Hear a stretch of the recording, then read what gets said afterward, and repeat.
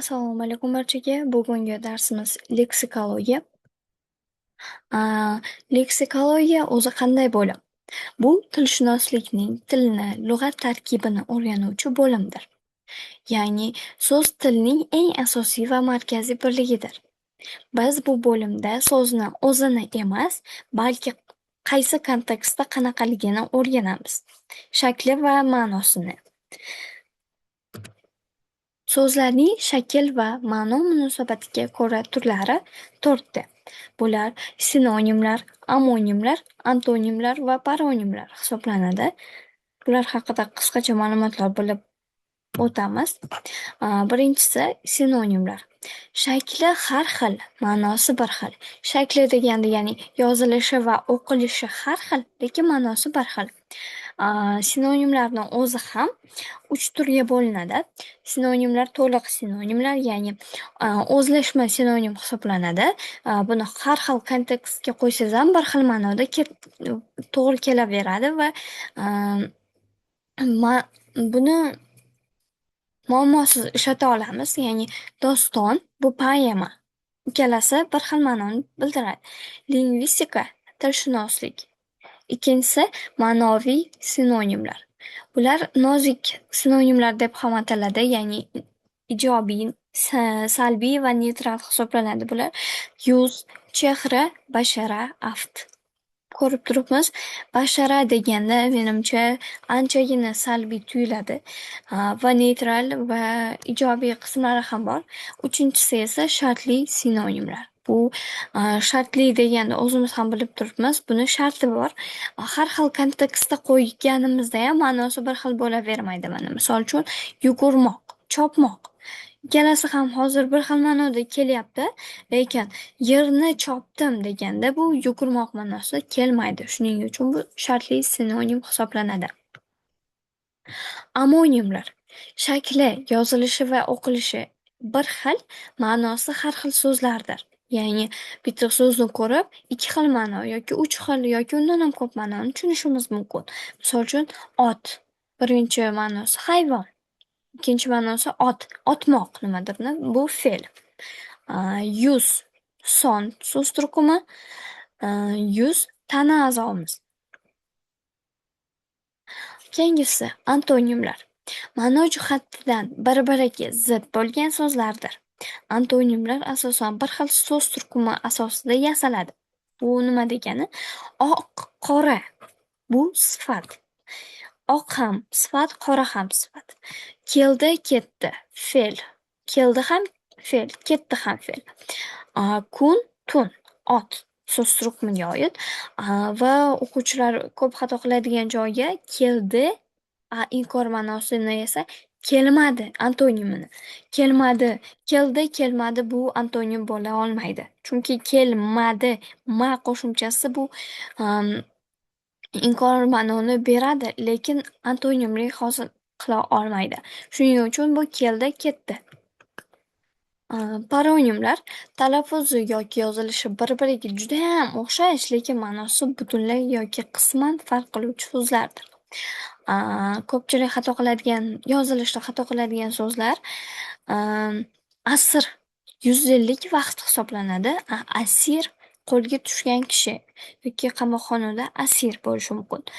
Adabiy, badiiy adabiyotga oid. Badiiy, adabiy, badiiy. Ko'rib turibmiz, talaffuzi o'xshash. San'atkorona yaratilgan.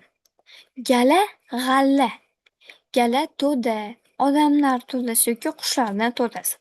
G'alla, non, ekin. Sharaf, sharob. Yozilishda ham o'xshash, talaffuzda ham o'xshash. Sharaf, shon, shuhrat degan ma'noni bildirsa, sharob ichimlik hisoblanadi. Keyingisi, bugungi mavzumiz uchun mashqlar. Yoq, yog'. Buni ko'rib turibmiz. Bu bitta harf bilan bir-biridan farq qilgani uchun bu albatta paronim hisoblanadi. Yoq. Nimadirni yoqish. Bu adashtirmaymiz. Yo'q emas. Yoq.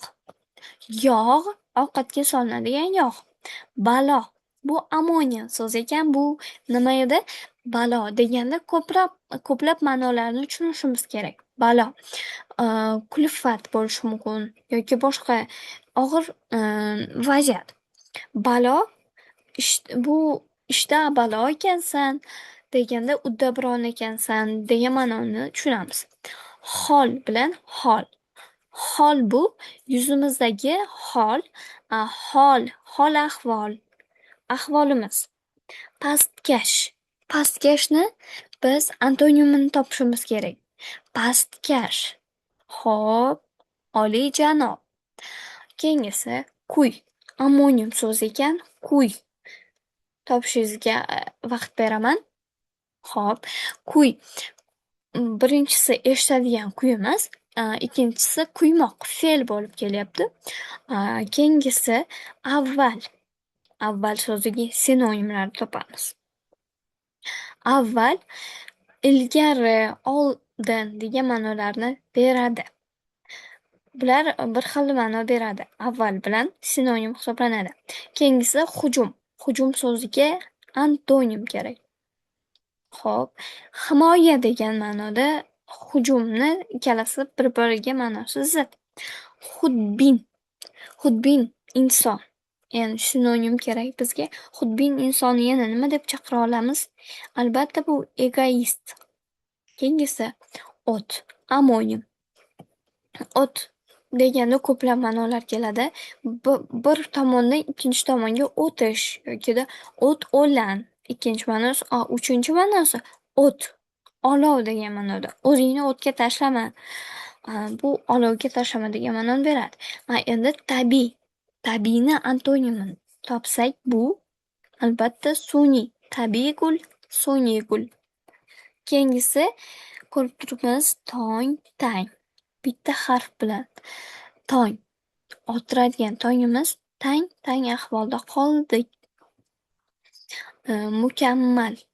Mukammal so'ziga antonim. Nuqsonli. Razm, ramz. Razm deganda biz bu paronim hisoblanadi. Razm deganda ko'z qirini tashlash yoki ko'zi bilan nimadirga razm solish, qarash. Ramz bo'lsa bu suvning ramzi yoki bu bayrog'imizning ramzi, ramz belgisi hisoblanadi. Qor, amonim, qor, yog'adigan qor. Ikkinchisi qormoq, nimadirni qorish. Keyingisi chaqqon. Chaqqon so'ziga sinonim topamiz. Bu albatta epchil. Balo desak ham bo'ladi. Keyingisi shu bilan mustahkamlashgan darslarimiz, mashqlarimiz shulardan iborat edi. Bugungi darsni kuzatganingiz uchun rahmat. Keyingi darslarda ham qatnashishingizga omad tilayman. E'tiboringiz uchun rahmat.